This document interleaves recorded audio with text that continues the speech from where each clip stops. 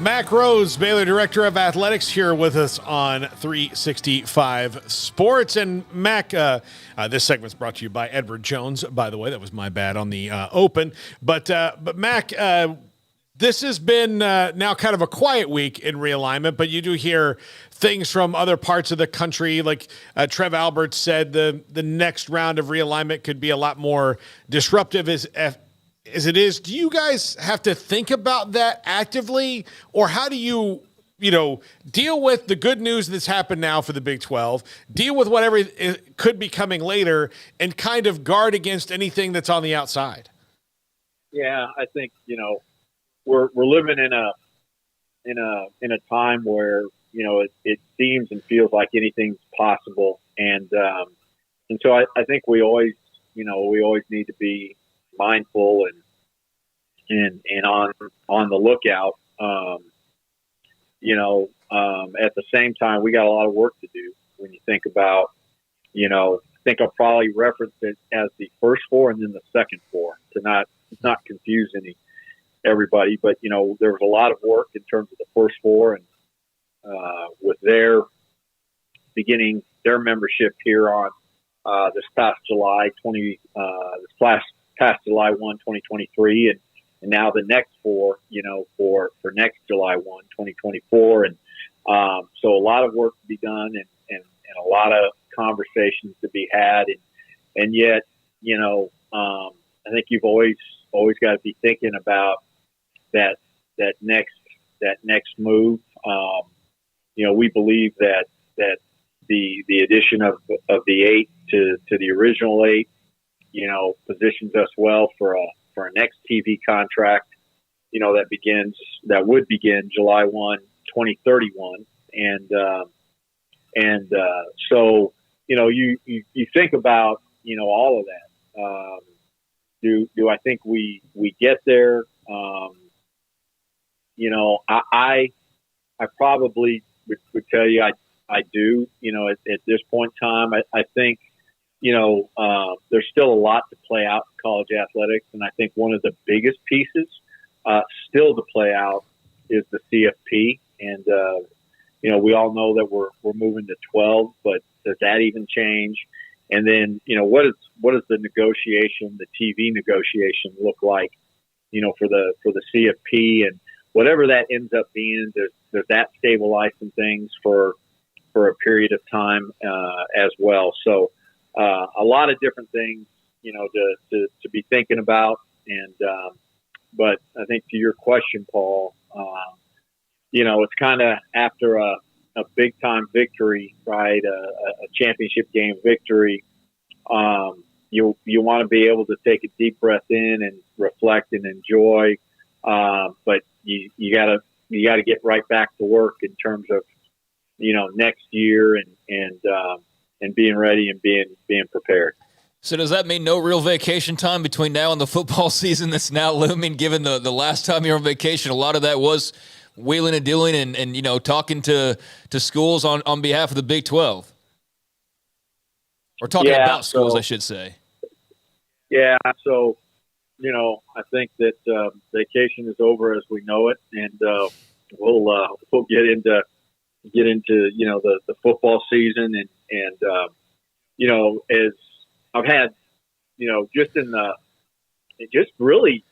the past couple days, yesterday and today, I've had a lot of questions about what's going to happen with the conference name, what's going to happen with scheduling. Are there going to be 2 divisions? Will football be handled differently than the rest of the sports?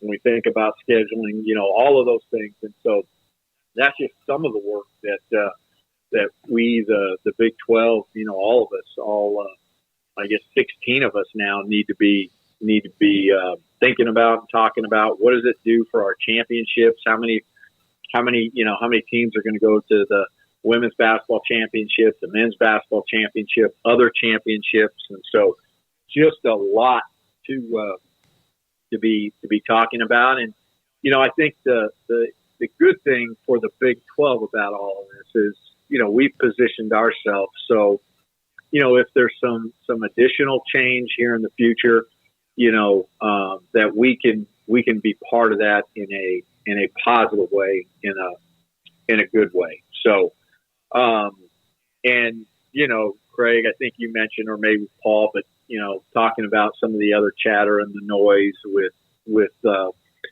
4 remaining Pac-12 schools, the Mountain West, the ACC, all of that. And so, yes, we're following that closely, and we'll be interested to see where all of that lands. And again, certainly feel for the 4 Pac-12 schools. We mentioned it last time I was on the show, and we talked about it on this show plenty of times, because just the conversation out there about the possibility of the Big 12 expanding, that nobody was looking to dismantle the Pac-12, but if they ended up with a TV deal that maybe wasn't in their best interest, that we needed to be ready and make sure that we had all our ducks in a row and be ready for that moment, and we were. Mack, you're a fun guest because there's a lot of different things that we can talk to you about. But one of the things that I do like to do from time to time is just get insight from an athletic director's point of view on kind of how things work. So Dave Aranda's talking the other day, and he's a California guy. He went to Rose Bowls with his father. He brought that up, and so he was saying that the realignment thing. It's great that it worked out for the Big 12, but it's also a little bit bittersweet. And I know that you had similar thoughts. I mean, you're an Arizona guy, so you have your own ties there, but what's it like on your end as an athletic director when something like that's occurring and then you're going and telling coaches? Like, how does that process work of, hey, by the way, the Big 12 is expanding, we're all of a sudden we're going to have these schools and this and that? How does all that kind of unfold from the AD's chair? Yeah, I think that that's a great question. I appreciate the question, but we here, at least within the Baylor athletic department, I think we share a lot of information, and we try to be as forthright and as transparent as we possibly can, and give people a heads up so they're not surprised. And particularly with our head coaches. Now, a lot of this was really, really sensitive, and at one moment, right, thought it was going to happen, then we didn't think it was going to happen, then all of a sudden it's happening. And so there are individual conversations with coaches, absolutely, and so we try to do that when appropriate. We try to communicate ahead of time what was going to happen and how it was going to happen. And so really wanted our head coaches to hear from me rather than from a Big 12 press release that we were adding the 3 additional schools. We did the same thing with Colorado. So you try as best you can to be out front and be transparent. And I think we've also had some meetings where just thoughts on we talked with our head coaches at one time, and this is 2 years ago, and this is the craziness of it. How would you feel if we went to the Pac-12? We had those types of conversations. So you try to communicate and be as upfront as you possibly can. Mack, we had Kirby Hocutt on the show earlier today, and he mentioned that you guys have meetings in Dallas coming up. Will Arizona with a new 4 be part of those yet? Or do they even, because it happened so fast, have their ducks in a row to do anything with you guys for the next couple months? Yeah, so appreciate the question. They'll be there. They'll be, I think probably most of the agenda they'll participate in, and there might be a small section portion that they will not, but they'll be there. We handle it similarly with Cincinnati, BYU, Houston, and UCF. Those athletic directors were in meetings before their membership officially began on July 1, this past July 1. So, and I think that's really healthy for them to be part of those conversations. They'll be part of the scheduling conversations and all of the things that I talked about earlier in the broadcast. So, be good to see them. They're friends. I think this has been a hard time for them. I think if you ask them, they'd be happy and relieved that it's over, that they've got clarity. I think, they would also, like I've mentioned, like others have mentioned, that certainly a bittersweet day, because we think about maybe, some of the other schools that are in a tough spot. And I mentioned it last broadcast. Don't think that I haven't thought about, that could have been us two years ago. And we've worked really hard so that it wouldn't, but it could have been. So, I hate that we've got some friends, some colleagues, some great institutions that are in a tough spot.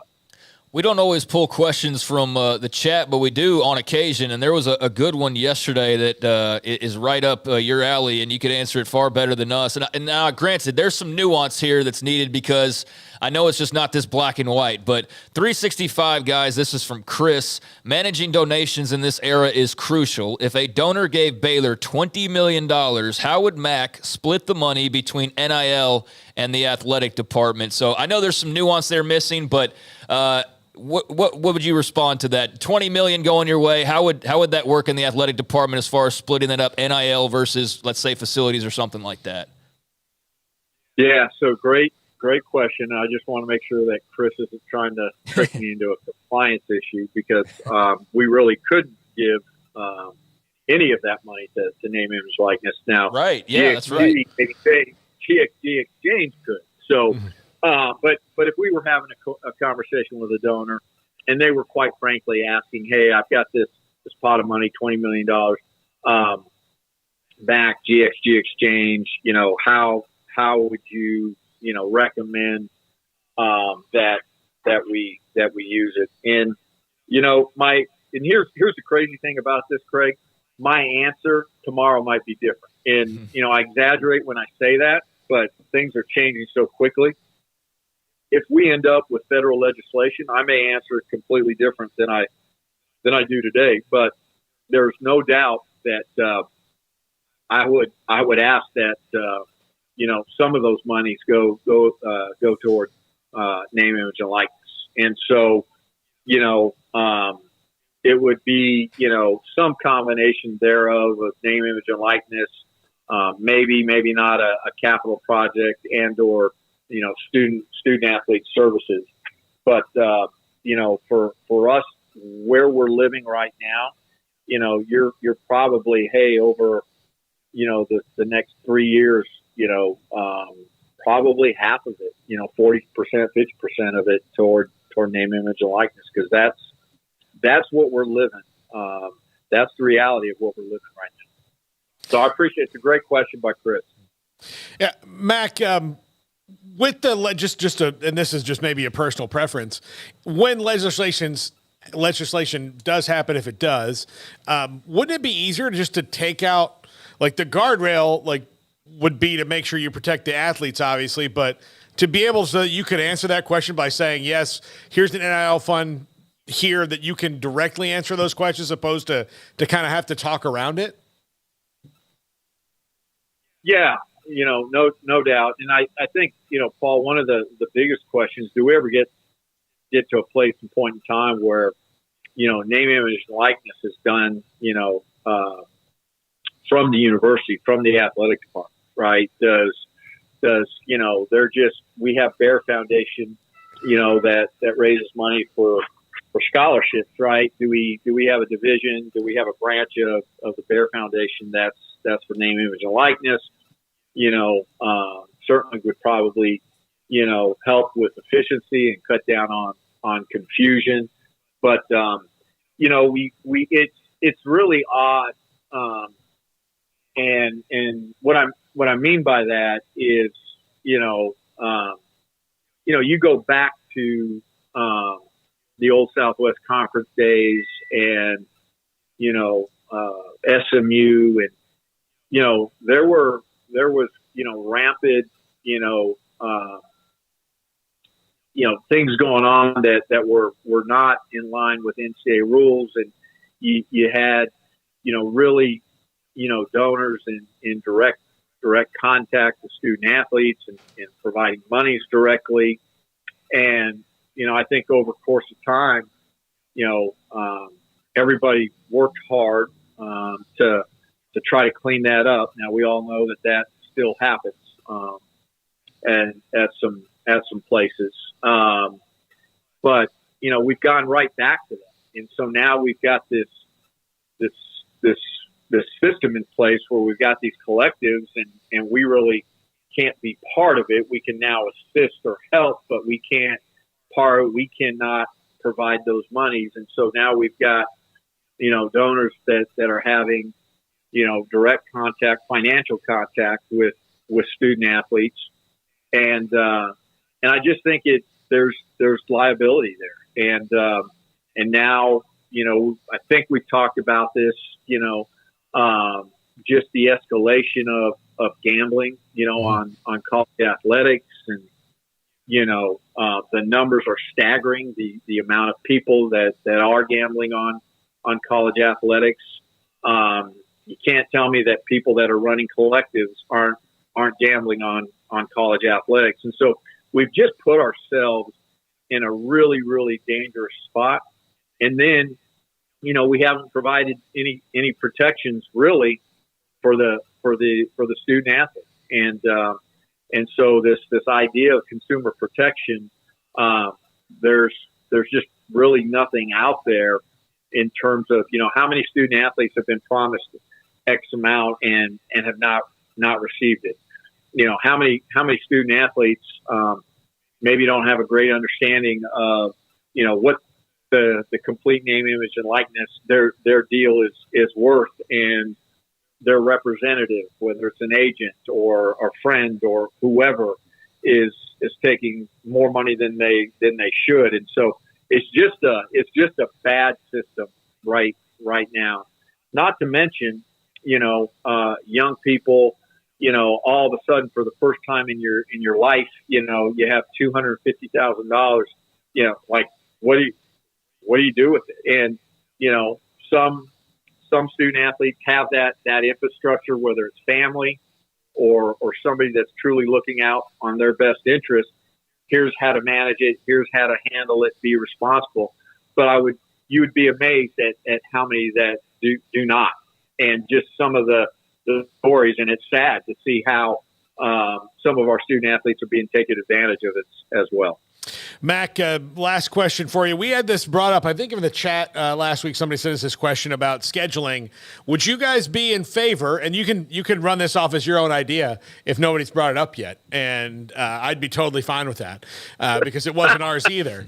But if to roll out the new 16-team Big 12 in 2024, have one weekend where all of the 8 original Big 12 schools and the 8 new school, or the ones that were there, and then the 8 new ones play each other on that weekend. Yeah. So what we did talk about selfishly is that the all 8, maybe this is what you were referencing, that the original 8, we're getting all home games, the first round of conference games. So, but yeah, that's a cool idea. There's been a little bit of conversation, and I joked about this a little bit. Maybe I shouldn't, but I think it'll be interesting to see where Arizona State plays their first conference game. So. Yes, it will. Yes, it will. Yeah, I think that'll be great. Look, and we asked Rand Baker about that last week. I think he's in favor of hosting them the first time out. He's open to it. He's all for it. Yeah, I knew Rand, as you know, is a dear friend, and we worked together at Missouri, and I know he's all for it. Don't think he's not for it. So, by the way, he razzed you like crazy on our show last week. Oh, I know he did, and and I will just keep it to myself. But